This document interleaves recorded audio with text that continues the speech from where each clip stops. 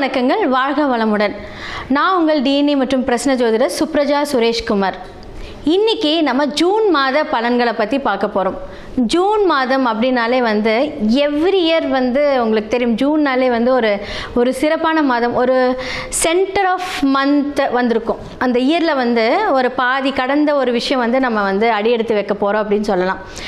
என்னடா இப்படின்னு திரும்பி பார்க்குறதுக்குள்ளே நம்ம ஒரு 6 மாதம் கடந்துட்டோமா, 5 மாதம் முடிஞ்சுதா, 6வது மாதம் வந்துட்டோமா அப்படிங்கிற ஒரு நிலைப்பாட்டுக்குள் நம்ம அடியெடுத்து வைக்கக்கூடிய ஒரு மாதம்.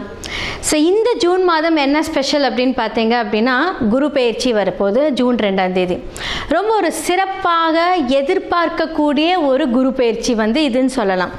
ஏன்னா இவ்வளோ காலகட்டத்தில் எல்லா விதமான பிரச்சனைகள், எல்லா விதமான சங்கடங்கள், ஒரே தீர்வான முடிவு குரு பார்வையினால் அது சரியாகும் அப்படின்னு சொன்னால் அது எல்லாருக்கும் ஒரு ஹாப்பியான ஒரு விஷயம். பொதுவாக ஒரு சனி பயிற்சி அப்படின்னாலே எல்லாருக்கும் ஒரு பயம் கலந்த ஒரு பிரச்சனை வரும். ஆஹா, சனி பகவான் நமக்கு என்னடா பண்ண போகிறாரு அப்படின்னு. ஆனால் குரு பயிற்சி வரும்போது எவ்வளோ கஷ்டமாக இருந்தாலும் குரு நம்மளை காப்பாற்றிடுவார் அப்படிங்கிற ஒரு தன்னம்பிக்கை எல்லார் மனதிலையுமே இருக்கும். இந்த மாதம் பார்த்திங்கன்னா ஜூன் மாதத்தில் நம்ம மேஷம்லேருந்து மீனம் வரைக்கும் நம்ம பலன்களை பார்க்க போகிறோம். ஸோ யாருக்கெல்லாம் தொழில் அமைய போகுது, யாருக்கெல்லாம் கல்யாணம் அமைய போகுது, யாருக்கெல்லாம் லவ் சக்ஸஸ் ஆக போகுது, முக்கியமாக எல்லாருக்குமே ஃபினான்ஷியல் ஸ்டெபிலிட்டி ஒவ்வொரு ராசிக்காரர்களுக்கும் இந்த மாதத்தில் எப்படி இருக்குது அப்படின்னு நம்ம பார்க்க போகிறோம். முக்கியமாக யாரெல்லாம் ஜாக்கிரதையாக இருக்கணும். என்னடா அது ஒரு ஹாப்பியான ஒரு விஷயம் கேட்கும்போது நமக்கு கேட்கவே காதில் ரொம்ப நல்லாயிருக்கும். ஆனால் சில விஷயங்கள் ஜாக்கிரதையாக இருக்கணும் அப்படின்னு சொல்லும்போது எல்லாருக்குமே ஒரு பயமாக இருக்கும். என்ன சொல்ல போகிறாங்க, நம்ம என்ன பண்ணணும் அப்படின்னு. ஏன்னா ஒவ்வொரு ஜாதகம் ஒவ்வொரு விதிப்படி நடக்கும். அதே மாதிரி இந்த கிரகங்களுடைய மாற்றங்கள் பார்த்தாங்க அப்படின்னா கோச்சார ரீதி அடிப்படையில் தான் நம்ம பேச போகிறோம். அந்த கோச்சாரங்கள் ஒவ்வொரு ஜாதகத்துக்கும் அந்த குரு யார், ஒவ்வொரு லக்னக்காரர்களுக்கும் அந்த குரு எந்த இடத்துல இருக்குது, யாருக்குரியவர் எந்த இடத்துல இருந்து கோச்சாரங்கள் அடிப்படையில் நமக்கு பலனை கூறுகிறார் அப்படிங்கிறது பார்த்திங்கன்னா சுய ஜாதகத்தை பார்க்க வேண்டும். இப்போ சொல்கிறது கோச்சார அடிப்படையில் சொல்லக்கூடிய பொது பலன்கள். இது நிறைய பேருக்கு சூட்டபிள் ஆகும். அப்போ என்னென்னா உங்களுடைய சுய ஜாதகத்தை பார்த்து நீங்கள் அதை சரி செய்து கொள்ளலாம். இன்னே ஒன்று சொல்கிறேங்க, எல்லா விஷயத்துக்கும் சிம்பிளான பரிகாரங்கள், வாழ்க்கை பரிகாரங்கள், அதாவது வாழ்வியல் ரீதியான பரிகாரங்கள் மூலியமாக எல்லாமே சரி பண்ணலாம். ஸோ இப்போ மேஷம்லேருந்து மீனம் வரைக்கும் பார்க்கலாம். தனுசு ராசி மற்றும் லக்னக்காரர்களுக்கு இந்த ஜூன் மாதம் எப்படி இருக்க போகுது அப்படின்னா, உங்களுடைய பாதகாதிபதி ஆகக்கூடிய இருக்கக்கூடிய புதன் அங்கே ஆட்சியில் போய் அழகாக உட்காந்துட்ருக்காரு.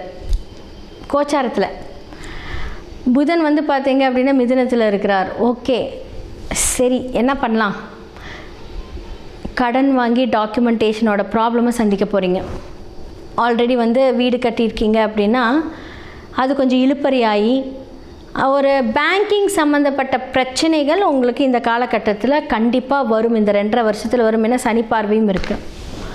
ரொம்ப ரொம்ப ஜாக்கிரதையாக இருக்கக்கூடியவங்க யார் அப்படின்னா இந்த தனுசு தான் மெயினாக. சிம்மத்துக்கு அடுத்தது தனுசு. ரொம்ப என்ன சொல்கிறது, பிளானிங்கெல்லாம் ரொம்ப பண்ணாதீங்க. ரொம்ப என்ன சொல்கிறது, உடம்பெல்லாம் இழைச்சி போயிடும் இந்த காலகட்டத்திலலாம். ஏன்னா அவ்வளோ ஸ்ட்ரெஸ்ஸு, தூக்கம், நிம்மதி எல்லாம் போகக்கூடிய ஒரு தருணம் தான் இது. யாரையாவது நம்பி நீங்கள் ஒரு விஷயத்தில் இறங்காதீங்க இந்த காலகட்டத்தில். ரொம்ப ரொம்ப ஜாக்கிரதை தனுசு ராசி மற்றும் லக்னக்காரர்கள். அப்போ என்ன அப்படின்னா பேங்க்கில் கடன் வாங்குறது, அதை கட்டாமல் போகிறது, இல்லை பாதகாதிபதி 7ஆம் இடத்துல இருக்கக்கூடியது பார்த்திங்கன்னா சிறு வயது நண்பர்கள், ஸ்கூல் ஃப்ரெண்ட்ஸு, இவங்கெல்லாம் என்ன போகிறாங்க, எதிரியாக போகிறாங்க.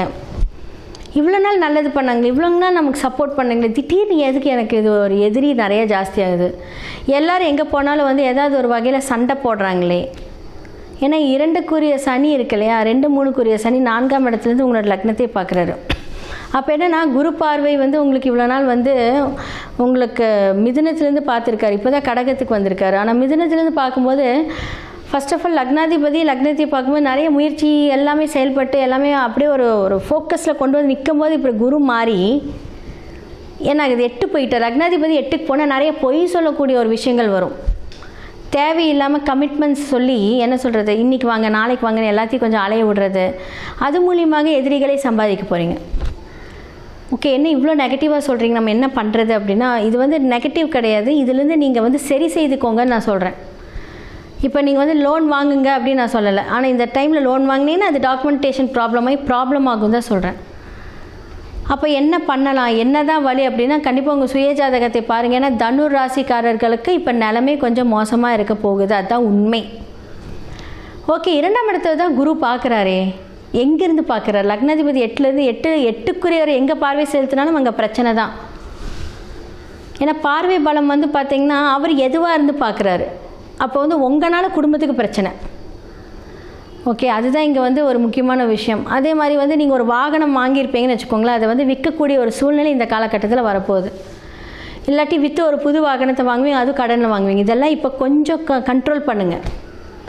யாரையாவது நம்பி கையெழுத்து போடுறது, இல்லை உங்ககிட்ட வந்து யாராவது கையெழுத்து போட்டாங்க அப்படின்னு நீங்களே அவங்களுக்கு பிரச்சனையாக போகிறீங்க. ஸோ அதனால் இப்போ பிஸ்னஸ் பண்ணுறீங்க. இப்போ நீங்கள் வந்து ஃபார் எக்ஸாம்பிள் வந்து பார்த்தீங்க அப்படின்னா தனு ராசி மற்றும் லக்னக்காரருக்கு 2ஆம் இடம் சனி சம்மந்தப்பட்ட வருமானம், இது எல்லாமே வந்து பார்த்தீங்கன்னா உங்களுக்கு அப்ராட் எஜுகேஷன் சம்மந்தக்கூடிய ஒரு வருமானம். ஏன்னா ஒவ்வொருத்தருக்கும் ஒவ்வொரு ரீதியான ஒரு விஷயங்கள் வரும். அதே மாதிரி நிறைய கன்சல்ட்டிங் கொடுத்துக்கிட்டே இருப்பீங்க. ஏன்னா நீங்கள் குரு இல்லையா, கன்சல்ட்டிங் கொடுத்துட்டே இருப்பீங்க. ஆனால் இந்த காலகட்டத்தில் அவர் 8ஆம் இடத்துக்கு போகும்போது நீங்கள் அதுவுமே கொஞ்சம் வந்து நம்ம உண்டு வேலை உண்டுன்னு போயிட்டீங்கன்னா பிரச்சனை கிடையாது. நிறைய பேருக்கு ஜோதிடத்தில் ஆர்வமாக இருக்கும். ஸோ பிரச்சனைக்குரிய விஷயங்கள் கையில் எடுக்கும்போது நீங்கள் கொஞ்சம் அந்த பிரச்சனையை தவிர்க்கிறது, உங்களை தாண்டி போகிறது எல்லாமே நடக்கும். ஸோ குடும்பத்தில் பிரச்சனை வரும், மனைவியிடம் சண்டை வருது போகிறது, இதெல்லாமே கொஞ்சம் கம்மி பண்ணிக்கோங்க. முடிஞ்ச அளவுக்கு சண்டை வரும்போது வெளியே போயிடுங்க. ஏன்னா கம்மிங் 2.5 இயர்ஸ் வந்து பார்த்திங்கன்னா குரு 8ல் இருந்தாலுமே வந்து அவர் ஒரு 1 இயர்க்கு அப்புறம் அவர் சார்ட் அவுட் ஆகிடுவார். பிரச்சனை இல்லை, 9க்கு போயிட்டார்னா ப்ராப்ளம் கிடையாது. ஆனால் லக்னாதிபதி 9க்கு போகும்போது சூப்பராக நடக்கும். ஆனால் 8ல் இருக்கும்போது அந்த பிரச்சனைகள். ஸோ மனைவியும் உங்களுக்கு வந்து கொஞ்சம் பிரச்சனை கொடுக்குற மாதிரி வரும். ஏன்னா பாதகாதிபதியும் பார்க்குறாரு இல்லைங்களா, சனியும் பார்க்குறாரு. அப்போ 8லேருந்து பார்த்திங்கன்னா 2ஆம் இடத்தையும் பார்க்குது. அப்படியே ஓவரால் கனெக்ட் பண்ணிங்க அப்படின்னா மனைவினால் பிரச்சனை, கணவனால் பிரச்சனை, மனைவியோட அம்மா வீடு பிரச்சனை, ஸோ அது மாதிரி சுற்றி சொந்தக்காரங்கனால பிரச்சனை. அதனால் உங்களுக்கு ஸ்ட்ரெஸ்ஸு, நிம்மதி, தூக்கம், அலைச்சல், செம்ம அலைச்சல் ஜாஸ்தியாக போகுது. அதே மாதிரி வந்து இந்த கடன் வாங்குறதுக்காக பொய் சொல்கிறது, நிறைய இந்த பொய் சொல்கிற விஷயங்களால் இந்த காலகட்டத்தில் நடக்கும். உங்களை அறியாமல் அந்த மாதிரி பண்ணிடுவீங்க. முடிஞ்ச அளவுக்கு வந்து கொஞ்சம் பார்த்து ஹேண்டில் பண்ணுங்கள் தனுக்காரங்க. வருமானம் வரும், காசு வரும், அதுக்கு ஈக்குவலான ஒரு 10 மடங்கான செலவுகளையும் பார்ப்பீங்க. அது மூலியமாக தான் அந்த சண்டை வரும். ஸோ செலவுகளை கட்டுப்படுத்தினால், உங்களோட எண்ணங்களை கட்டுப்படுத்தினால் நமக்கு வந்து எது தேவையோ அதுபடி போயிட்டால் பிரச்சனை கிடையாது. எண்ணங்களுக்கு மீறின ஒரு விஷயங்கள், ஒரு 10 லட்ச ரூபா செலவாகிற இடத்துல 40 லட்ச ரூபாய்க்கு ஒரு கமிட்மெண்ட் வச்சிங்கன்னா அந்த இடத்துல நம்ம போய் சொல்லியே தான் ஆகணும், வேறு வழியே இல்லை. அந்த மாதிரி ஒரு சூழ்நிலை கொடுத்துருவார் சனி பகவான்.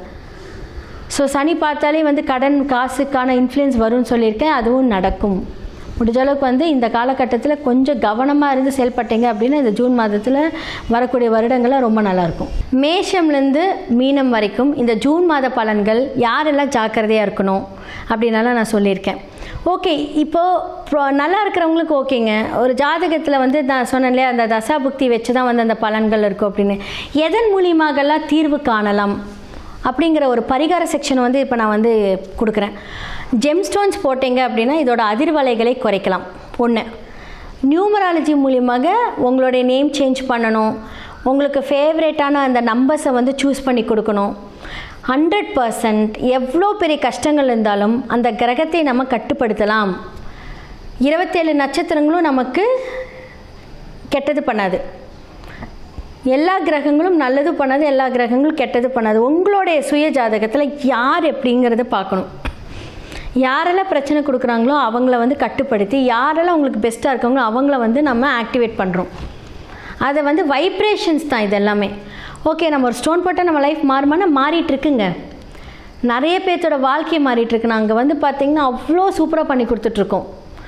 அடுத்ததான் வந்து பார்த்திங்கன்னா நியூமராலஜி மூலியமாக நிறையா மாற்றங்கள். உங்களுக்குன்னு ஒரு எண்கள் இருக்குது. அந்த எண்களை வந்து நம்ம எப்போவுமே வந்து நம்மளோட இடது கையில் எடுத்து ஆக்டிவேட் பண்ணிக்கிட்டே இருக்கணும்.